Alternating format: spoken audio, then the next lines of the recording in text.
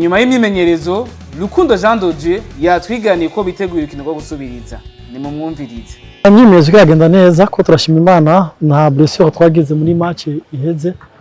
No effective turafise yose. Twe twavuze ko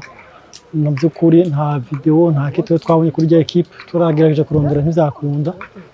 Ariko ubu rero acu twabonye two turi prepare en conséquence bivanye ibyo twabonye bishobora kudufasha. Ndizana neza ko hazogira twabona ngaho uburyo bwo gukora entraînement nka zibiri hariya nibaze ko bizodufasha cyane kandi aco twavuga ni kimwe nageze kugaruka ku mamita abiri atandukanye premier mita ubona ko ari mita yarimwo panique nta tugeze tushobora kwexprima comme d'habitude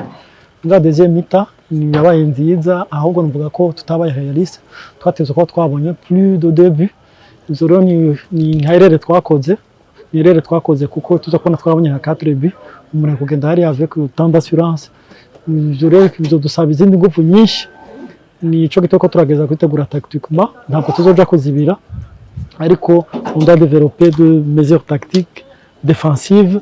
mugabo ntabwo tuzadopta de stratégie défensive pure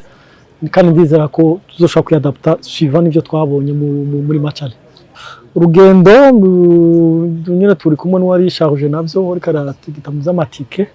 aje kumbwira ko tuzogenda kare cyane ngabo ukijanye na tike ngo amadetail ya tike nta ndamenya ngo tumye ama escale tuzogira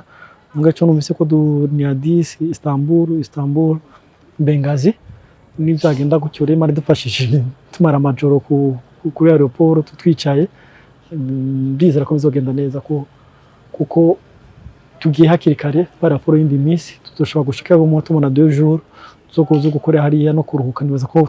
nubwo twagira de difficulté mu nzira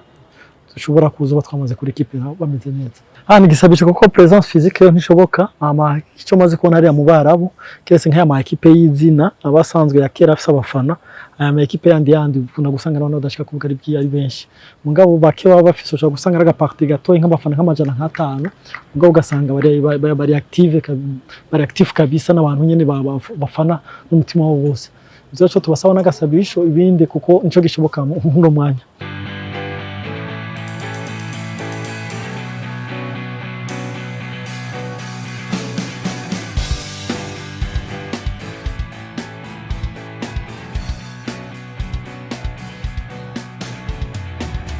Irakoze Beni umwe mu bakinyi bafise ubunararibonye muri Flambeau du Centre aratubwira nawe uko biteguriye urukino rwo gusubiriza. Twebwe nk'abakinyi kwanza kuba twararonse insinzi ngaha ku kibuga Intwari niteka kuri twebwe niteka ku gihugu ibintu byaturyoheye cyane kuko murabona ko ari urukino rutoroshe kuko rizo kubona umaze gutsinda uyitsinda utaratsinda uri muhira ufise abantu baje kuraba insinzi nka kujya abantu baje kugushigikira na pression muri wewe iciba nyinshi mugabo dushimira Imana yo yabidushoboje gashobora kuduha amanota 3 kuri rujya rukino. Musanzwe abakinyi bameze neza ugiye kuraba mu mitwe ugiye kuraba ambiance hari no muri entraînement urabona yuko abakinyi biteguye aho ubona yuko nabajya bari bagifise ubwoba kuba batarakina izo nkino ubu bamaze kuzibona